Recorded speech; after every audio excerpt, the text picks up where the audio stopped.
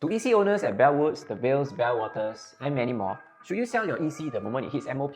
Or should you wait till the 10-year mark when it becomes privatized? Can you time the market? And is that the best time to sell your EC? Before I go into that, let me break down the three main phases of an EC purchase. A brand new one during launch, at 5-year mark when they MOP, and the 10-year mark when they get fully privatized.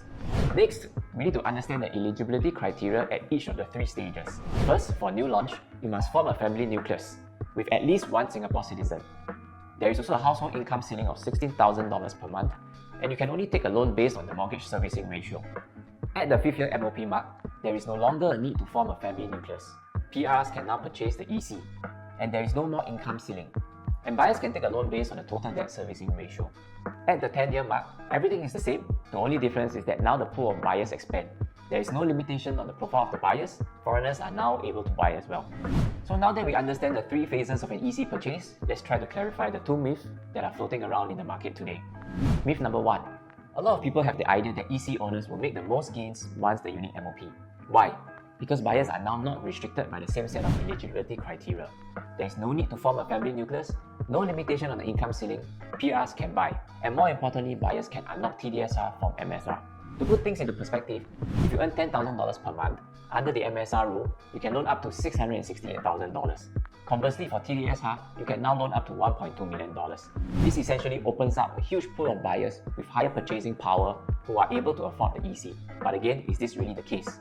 For myth number 2, even my parents always tell me prices will shoot up even more after it reaches privatization, as even more buyers, especially the foreigners, can now buy the unit. Again, is this really true? Numbers don't lie, so let's take a look at the data of 3 ECs to help us understand better. First, we are looking at Chestervale. This is one of the pioneer batches of ECs launched all the way back in 1997. Over here, you can see that when it MOP in March 2004, owners who sold seen a drop in 22% from their purchase price.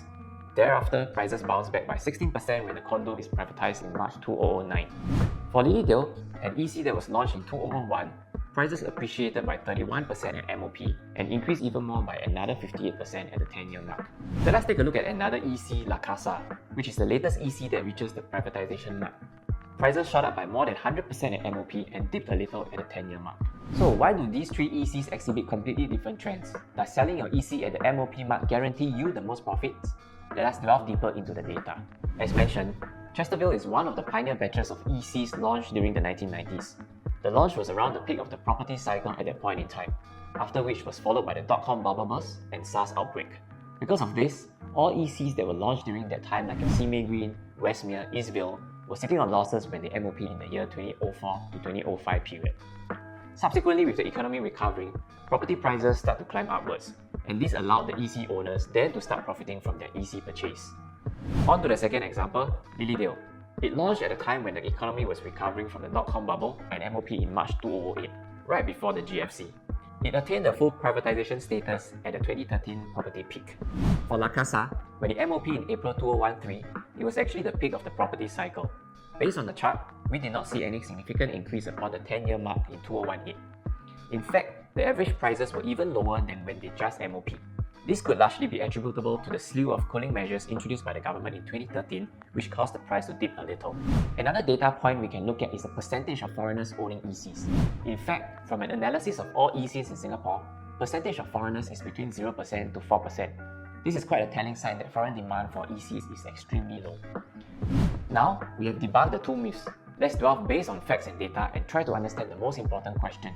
When is the most optimum time to sell your EC? Let's take a look at a few more examples of more recent ECs. I've plotted the annualized returns against time on a scatter plot.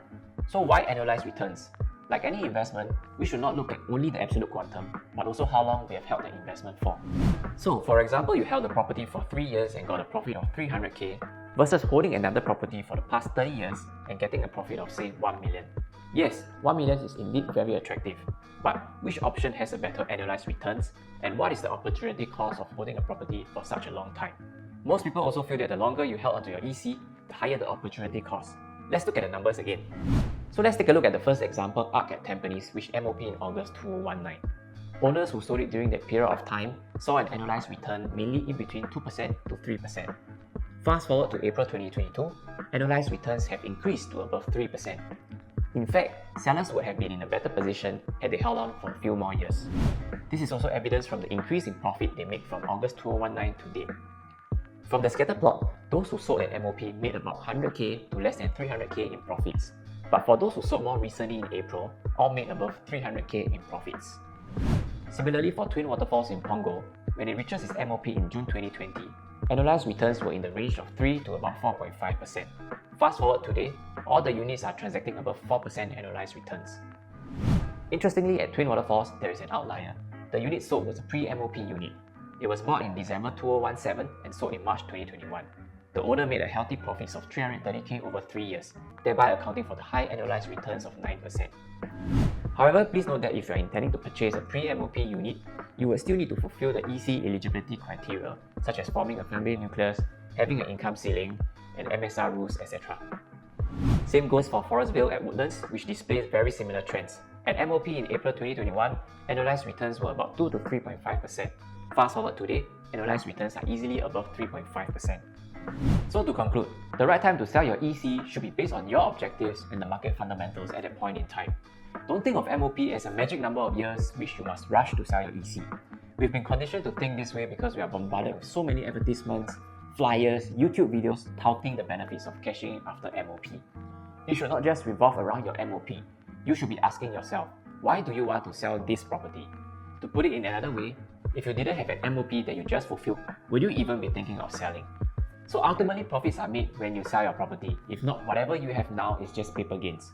If you would like to know when is a good time to sell your property to maximize your profits, and most importantly, after you sell, what's next? Feel free to drop me a text and I'll be happy to share more. Once again, I'm David. See you in the next one.